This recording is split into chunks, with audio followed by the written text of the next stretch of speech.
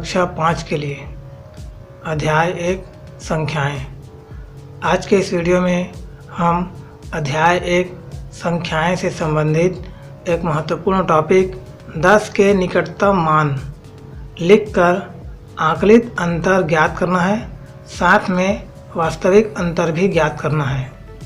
इसके पहले के वीडियो में हम अब तक पढ़ रहे थे निकटतम मान निकालकर आकलित योगफल और वास्तविक योगफल निकालना। अब के वीडियो में हम आकलित अंतर और वास्तविक अंतर निकालना सीखेंगे। 58 ऋण 43, 92 ऋण 57, 476 ऋण 151, 576 ऋण 237। इन सभी का 10 के निकटतम मान लिखकर आकलित अंतर और वास्तविक अंतर निकालना है। देखिए हाल में दिया है 58 ऋण 43, तो हमें पहले निकटतम मान निकालना है। तो 58 का 10 के निकटतम मान 60, 43 का 10 के निकटतम मान 40। 10 अर्थात दहाई होता है और दहाई का निकटतम मान हम लोग निकालना जान चुके हैं पिछले वीडियो में।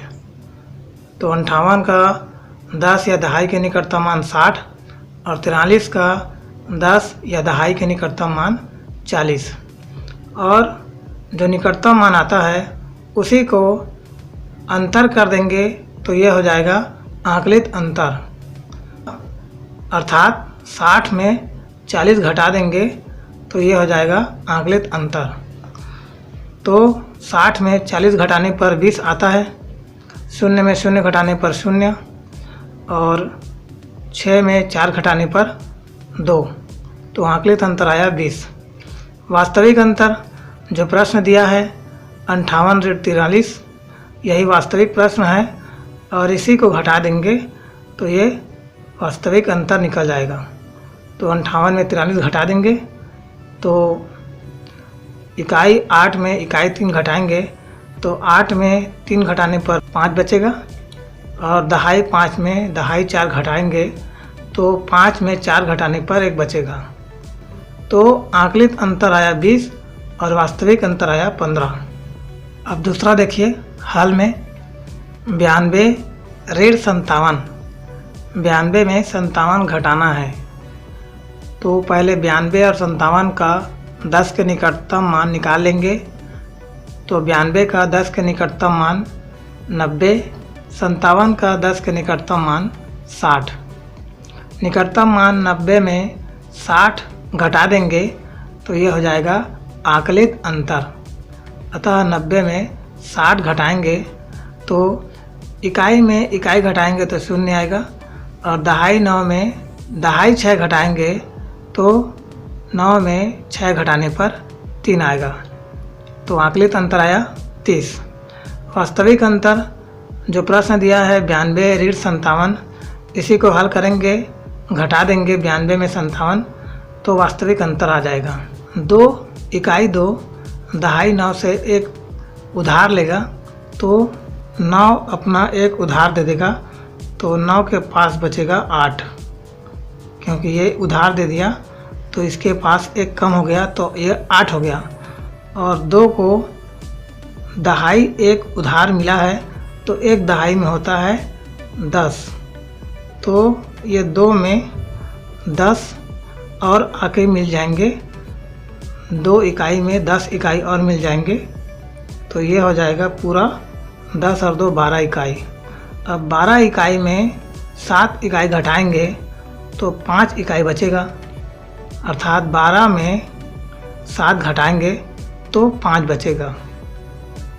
अब ये 8 बचा है, 8 में दहाई 5 घटा देंगे तो 8 में 5 घटाने पर 3 बचेगा।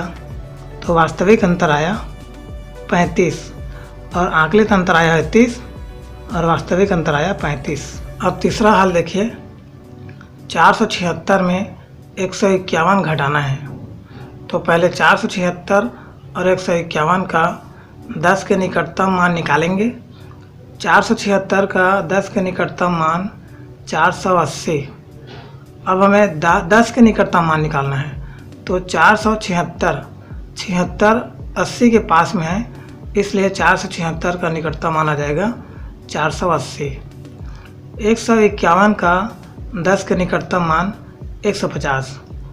150 ये जो 51 है ये 50 के पास में है, इसलिए 151 का 10 के निकटतम मान 150 होगा।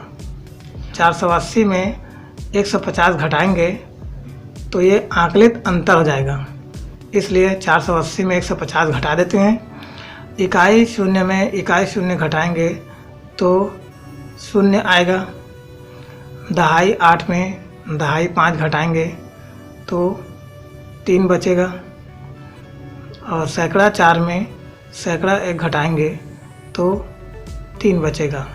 तो आकलित अंतर आया 330।